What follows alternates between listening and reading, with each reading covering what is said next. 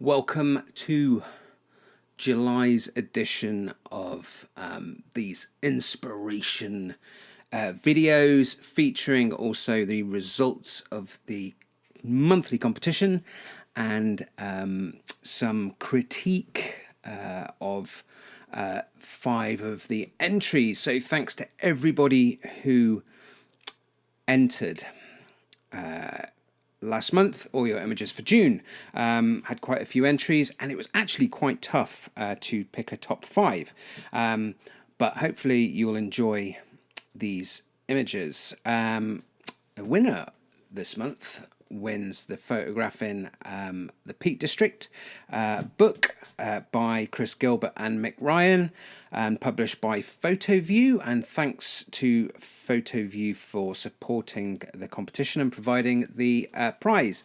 Next month, the prize is another FotoVue book, but one a little bit different. It's Photographing Wildlife in the UK by Andrew Marshall. Quite an interesting book, and if you're not into wildlife, worth getting anyway, because well, it might pique your interest and give you something else to shoot on those long summer days when landscapes aren't really working for you. If you want to win that book, you need to get your entries into me by Monday the 12th of August, 23:59 British summertime. Speaking of summer, it is warm. I am in the middle of packing for a trip, for a little bit of a holiday. Everything's last minute, so I've been rushing around and I'm sweating buckets at the minute. Got all the windows open, so you might hear some cars go past or something like that. Anyway, right, I'm going to jump straight in. Let's get into the top 5. Boom. Right. First up, Dan Martin. Dan was actually the first person to enter this month, pretty much within a few minutes of the video, the last month's video going live. I received this image. It's from a trip he took, not a photography trip, but more of a storm chasing trip across the US, which apparently was absolutely fantastic. Now, by Dan's own admission, he didn't get any really great photos, but he was there more to experience it. But he did get this really. I really quite like this, actually. The thing with storm chaser photos that you typically see is it's just the storm. You typically only see the storm, a major storm cell, a big tornado, or a massive shelf cloud, and they're always really, clarity's turned up to the max. There's all sorts of interesting colors going on, and I'm pretty sure that the actual scenes are something like that, but they always feel a little bit over enhanced, sort of HDR'd out, and this image isn't like that at all. It's a rather understated scene. I mean, it's obviously a big storm cell, a big dump of rain going on there. I love a good dump. But this image is not about the storm. The storm is merely a backdrop to this rather interesting red gate. And I can't see the other side of it, so I'm just wondering whether there is actually a fence that this move butts up against. Now, the theme with all of the images actually this month is kind of like a picture within a picture, and you'll get what I mean as we go through. But I always tend to do this. Sometimes I kick myself for it, but whenever I look at a photo, I wonder, could the photographer have composed it differently? Has he or she found the optimal position to record the scene effectively? And often that results in me sort of like looking through a photo, and I'll almost dismiss photos that I see where I can actually see a better composition within the image, and the photographer hasn't seen that when they're in situ, and there may be various reasons for that, but that's just something that I do. I do it with my own photographs, and the more I do it with my I did it with my photographs in post process, the less that I actually ended up doing in post process, because I would go through that thought process in the field and try and optimize my compositions in the field rather than in post. The theme, obviously, this month is kind of like is following that, but I'm looking at alternative crops and all sorts of things. So. What else can I say about the image? I mean, it's the only sort of major downside, I think, is the highlights here are completely blown out, and I have had a play with it, and the JPEG doesn't have the information in it, the data to be able to pull back those highlights any more than they already have done. And I wonder whether the RAW had that information or not. I doubt it. I just think it's been blown out, but clearly, this is a really high contrast scene, and quite frankly, the processor, not the processor, the sensor probably wasn't able to record the full dynamic range there. So, maybe could have bracketed. I don't know what the circumstances were. I don't think you get a lot of time on these storm chaser things to really play around with your settings. So. Inconsequential, really, because I think the image is actually about this fence here. This storm is only a backdrop, and I really love the texture of the grasses that kind of surround it. This brown area is not too great, but what's happening in this, and is it cropped or framed correctly? I think the position's okay where Dan is standing. I kind of just get the feeling on the left hand side and on the right hand side, especially with the road over on the right hand side here, that there's not really much going on, and this road's a little bit of a distraction. There's not really much going on the left, so and sorry, Dan, I'm just going to have a little bit of a crop, play around with the crop. So I'm going to change to my favorite, which is a 5:4, and just have a little play with this and try to come up with a slightly more interesting image. And I think something like this, it gets rid of those sides where nothing's really going on, and it just really emphasizes the fence. The gate, the red gate, and the fence, and then leading up to this burst of light coming through. And I think in the end that ends up being a stronger composition because of it. Reset that, and we'll go back. Okay, right. Oop, you may have got a preview there of who is next. Next up, Adam Russell. Adam was quite reticent to enter. He asked me, and I said, "Look, just enter. You never know, and hopefully, I'll be able to give you some good feedback if I pick your image. Nothing to worry about, Adam. We're all on a learning curve." Adam shot this image on a trip up to Shetland, won't say where, and that's absolutely fine. There's a lot of things going on in this scene, and I kind of like it. It looks like an interesting place to visit. He's found some really nice foreground here. It's nice that the sea thrift is out. It adds that burst of colour, and then he's gone for a long exposure to give some movement to the clouds in the sky and smooth out the sea. I think Adam, as you kind of work your way through Lightroom and you get better at using Lightroom, you'll pick up you'll pick up some of the things that maybe I'm just going to talk about now.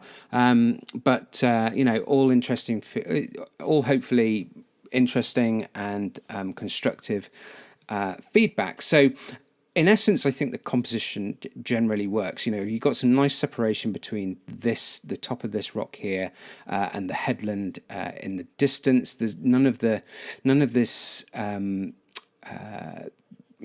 sea, the breakers around the rocks. They're not causing any particular issues.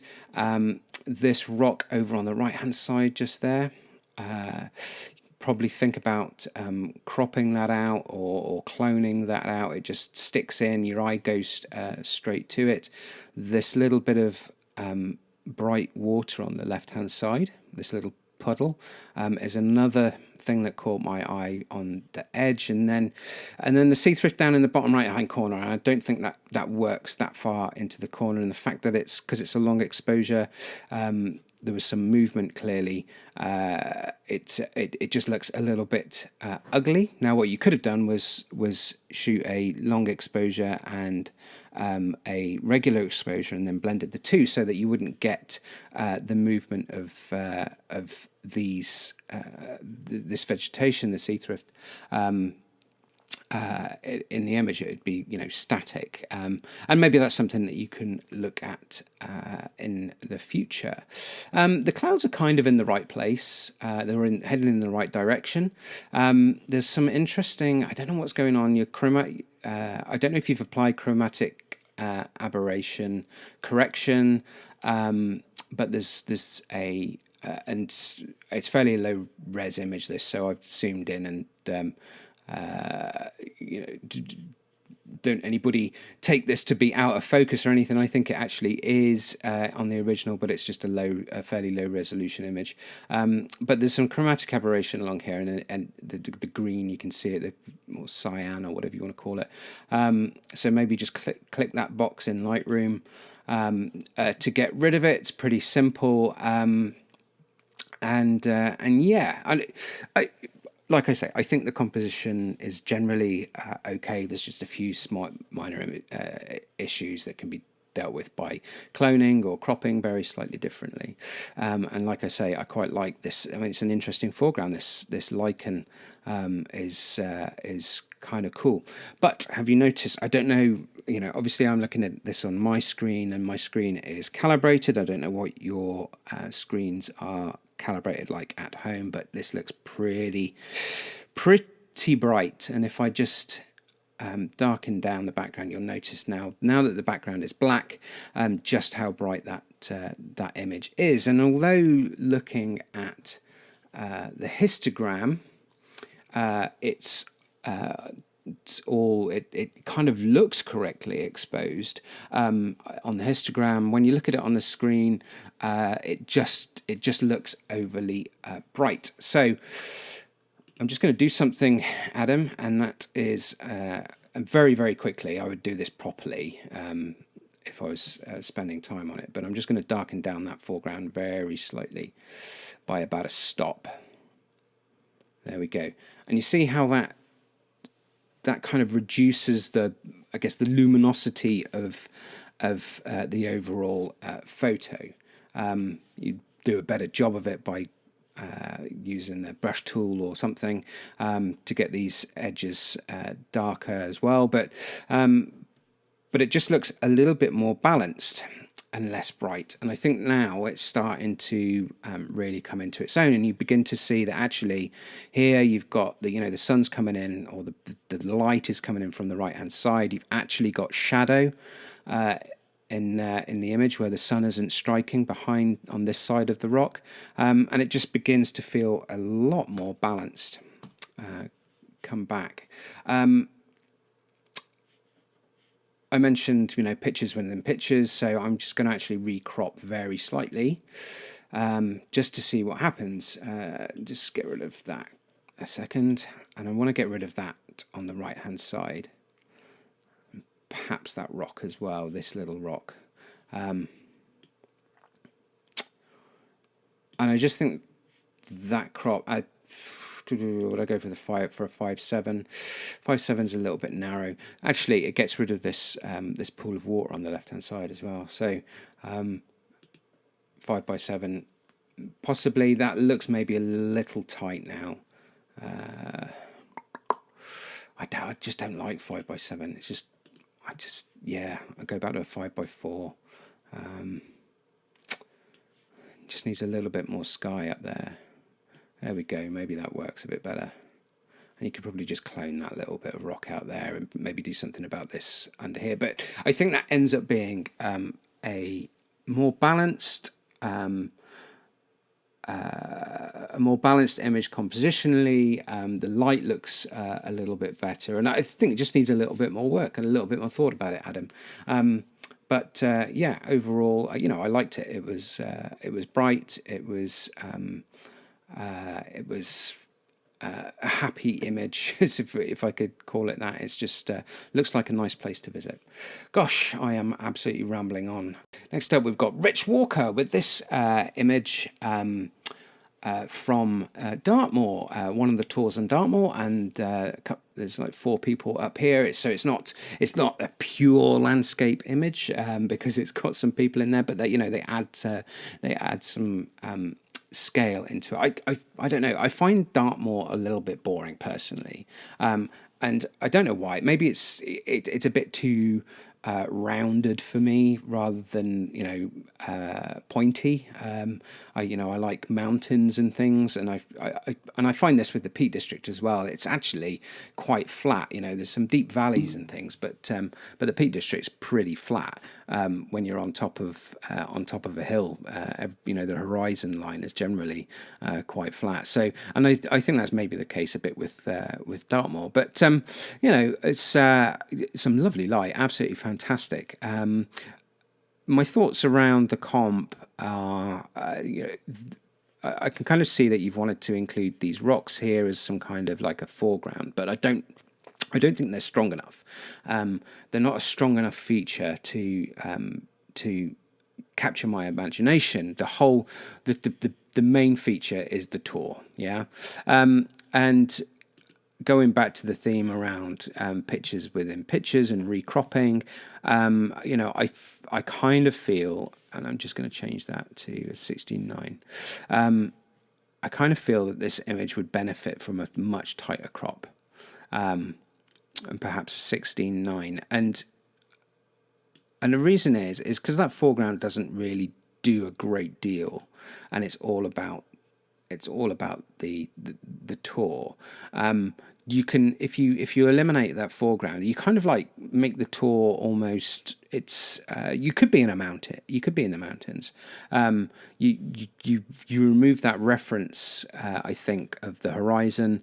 If you crop in a little bit tighter, and you get more of a sense of the scale. I don't know, or maybe you feel that you get less of a sense. But I felt like a tighter crop makes more of the interest in the image, which is all about the size of the tour, the people on top, the bright light coming in at the side, and yeah, that was just my feeling on it. And I'll just reset that. But overall, I quite liked it. I just felt that this area down at the bottom wasn't doing a great deal. Next up, Rob Bates. I think he said this is Flamborough Head. I've never actually been, but kind of a typical Sunstar, shoot into the shot, try and get everything in kind of thing going on here. I can see what you're trying to do, Rob. You've got this kind of like curve coming around, and it takes you out to the sun and then out to sea. But again, I'm kind of struggling with the foreground. It's the curve's nice, but the foreground feature of this little muddy kind of thing here, and then you've got these like bits of mud down dry mud down here. It just makes it a little bit kind of messy. So I'm just trying to figure out what you're trying to convey to me by showing this image. Clearly you've got the lighthouse, and we'll come back to that in a minute. But overall, it's kind of like, oh, this is an amazing scene, I've got to shoot the whole thing, kind of thing going on. What I think is more interesting, if you look at it, is down here, this area, and there we go. If I just show that, you put that radio filter there, and you'll see what I'm talking about. Just down here, there's kind of vegetation here, and it's a little bit bumpy, and it's a kind of slightly, it's a lower angle, slightly closer to the cliff edge, and looking at it, I'm just thinking, is there a better image kind of standing, where my cursor is there, making this the foreground, leading out to the headland? I don't know. I've never been. And maybe you'll tell me that would be absolutely stupid. But I kind of image within an image, I'm thinking, it looks like there's something a little bit better going off down there. You've shot this ultra wide, I think about 16 millimeters, and you've got kind of a pincushion effect going on. So your horizon is dipping, and I probably tell that the horizon is dipping there, and then it probably comes up on the other side. So just be really careful about your horizon lines and the pincushion effect when you're using ultra wide angle lenses. One effect of that is the lighthouse over here isn't straight. It's kind of distorted and leaning off to the left, and if you played around with a pincushion effect just to rebalance it, then perhaps you could straighten all of that up. But yeah, and anyway, there we go. Just some feedback that I hope helps. Again, only my opinion. And then finally, Will Milner. Will won a couple of months ago, actually. He's entered again, and entered this rather nice summer forest image. Nice little pathway, I guess, coming through. I suppose your eye is supposed to kind of go through the path and into the darker wood at the back there. You've got these nice, almost silhouetted trees, tree things going on. Trees.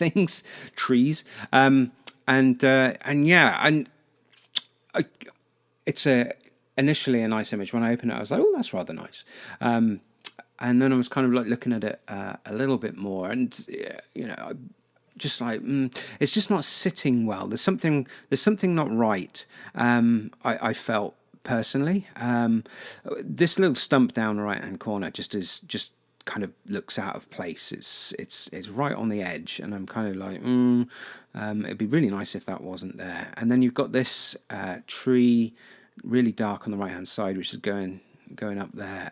It's really close to the edge. I like this one here with the light on it, and I'm just wondering, actually, is there a nice image if you stood in this area shooting through to there, and with these nice trees? Maybe there is, maybe there isn't. I don't know. But I feel that this brown pathway, although it's kind of something to lead your eye through, it's not really leading my eye in any way, shape or form. It's not particularly interesting. And with that in mind, I thought, wonder what happens if you crop that. And I'll just turn off. There we go. There we go. All right. Let's get rid of that. Let's get rid of that path and begin to see what happens. Okay. Right, now we've got this tree is a really interesting feature. This tree twisting around, and this one on the right hand side still quite interesting. There's a little bit of a highlight up there, and I kind of don't like this little U up here either. So I thought, I'll just crop that down, and there we go. Crop that down a little bit. Okay, that's a little bit better. Still got this this dark tree on the right hand side. Not liking that, so let's pull it in. And if I put it there to keep these trees in, you've got this trunk still in the shot, and for me that's a distraction. So I pulled it in a little bit further. And I thought, okay, now these are a little bit close. And this is the problem with this kind of scene in woodland. You start to kind of crop in, and you cause issues elsewhere. And then anyway, in the end, I think I ended up with something like this. This is where I thought, actually, that's a stronger shot. That's a much stronger shot. It's then kind of the image is all about structure. You've got this this dark tree on the left with the branch coming around. It kind of like takes your eye around in a circle down to this one, and then you come back in, and then you're in this area here where there's some really really interesting tree in sort of the hazy, misty distance there. And I think that's kind of what I liked about that. It becomes an image that your eye wants to explore, and I'll talk about that in future vlogs. The difference between this sort of different types of images, vistas, strong foreground shots, and images that you want your eye to be led through, versus images that you want people to effectively get lost in. And I think that's what this becomes. It becomes an image that you get lost in if you were to crop in like that. You may disagree, and that's absolutely fine. That is only my opinion. Oops, I will just reset that. So that's all of those images. This has been a really long one because I had quite a lot of things to say about these shots. So I apologise for that. I will now reveal that the winner is Dan. Dan, I just like this gate. I thought it was a simple scene. It was quite different to all the other storm chasery type images that you see spread across the internet. It was quite understated. There was nothing absolutely remarkable about this storm cell, but it just creates a backdrop to an interesting feature in this particular field, and I think it just works. I think it would work a little bit better in portrait, as I showed earlier. But yeah. Anyway, Dan, well done, mate. You've won yourself photographing the Peak District. More of that next month. Hopefully, won't be quite as long. Right, next up. And to finish off, I got a gallery of 3 fabulous photographers for you to enjoy. It's about 7 minutes, so hang on in there. We've got Claire Ashmore, who is a photographer who uses multiple exposures. She works on little projects, and I'm actually going to show 2 of her projects, Hold the Dark and Starless. Hold the Dark is photographing dying flowers, and Starless are images taken from the inside of a car looking through the windscreen on dark mornings after some rain or ice, and they are particularly beautiful images. Then I got Andy Atkinson, who is he's a regular photographer, but he's also a pinhole photographer. He runs pinhole workshops, and pinhole fascinates me in some ways. I kind of want to get myself a pinhole camera at some point, and you can, well, you don't have to get one. You can actually use your DSLR. All you have to do is create a little hole in your sort of body cap, as it were. It's a little bit more complicated than that, and there's instructions online on how to do it, but you can create yourself a pinhole camera using your normal camera, or you can get one which is a proper pinhole film camera, which is what Andy uses. So yeah, the images are kind of characterized. They're quite grainy. There's a lot of mood to them. Slightly soft focus because you haven't got a lens as such. And I just find the whole pinhole thing rather interesting. So we've got some images from Andy from that. And then finally, one of the best mountain photographers in the UK, and a lovely guy as well, Scott Robertson, lives up in Scotland, and I'm showing a portfolio of his work from the West Highlands. So grab a drink, sit back and enjoy. Until next time, bye for now.